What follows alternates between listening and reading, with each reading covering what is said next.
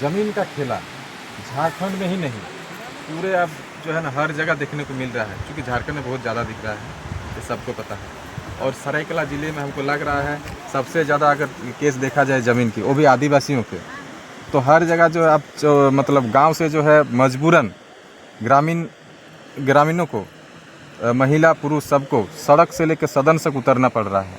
क्या कारण है सर? और आज यहाँ पर आप आए हैं और बहुत सारा जो है यहाँ पर महिला पुरुष एकजुट हुआ है और विरोध प्रदर्शन भी चल रहा है, किस कारण चल रहा है? अगर ये सिलसिला चलता रहेगा तो आप लोग क्या कीजिएगा आगे? सबसे बड़ी बात यह है कि यहाँ रामगढ़ ये चांडिल अंचल अंतर्गत आता है और ये रामगढ़ में जहाँ रहती ज़मीन है, और आपको मैं बता देना चाहूँगा यहाँ CNT ज़मीन, जहाँ आदिवासी का ज़मीन में CNT कानून लागू होता है। CNT कानून के साथ साथ सर्वोच्च न्यायालय, माननीय सर्वोच्च न्यायालय का समता जजमेंट 1997 लागू होता है। हम लैंड एक्विजिशन एक्ट की बात करें, जहाँ रास्ता की बात आ रही है, लैंड एक्विजिशन एक्ट सेक्शन 41, 42 में ये बात जिक्र किया गया है कि ग्राम सभा के सहमति और ग्राम सभा के अनुपत्ति के बगैर ये ज़मीन का अधिग्रहण नहीं हो सकता है, पहली बात।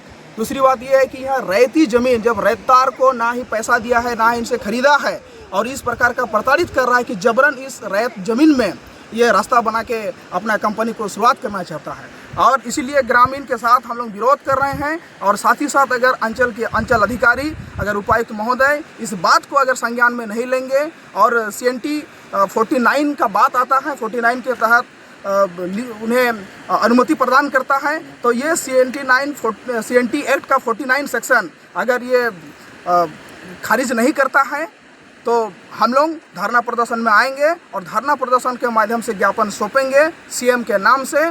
और जब अगर नहीं करे, अगर ये विरोध करने के बाद भी जब ये रोकने का नाम नहीं लेगा तो कहीं ना कहीं हम लोग SC/ST केस हम लोग दायर करेंगे ऑफिसर के नाम से। यह सुनने में आ रहा है कि ज़मीनदाताओं को धमकाया जा रहा है प्रशासन की ओर से। बिल्कुल जी हाँ, मैं भी यहाँ आके सुना कि प्रशासन द्वारा ज़मीनदाता को धमकाया जा रहा है। पहली बात तो यह है कि थाना का काम ये ज़मीन का काम है ही नहीं। अगर ज़मीन का काम होता है तो अंचल का काम होता है। CO को आना चाहिए। जब यहाँ ज़मीन खरीद बिक्री हो रहा है तो CO को यह जानना जरूरी है कि यहाँ जब ज़मीन का खरीद बिक्री होगा तो यहाँ सीमांकन होना चाहिए, नापी होना चाहिए। नापी से पूर्व यहाँ ग्रामीणों को और चौहद्दी वालों को जानकारी होना चाहिए। यहाँ तो कुछ भी जानकारी नहीं है।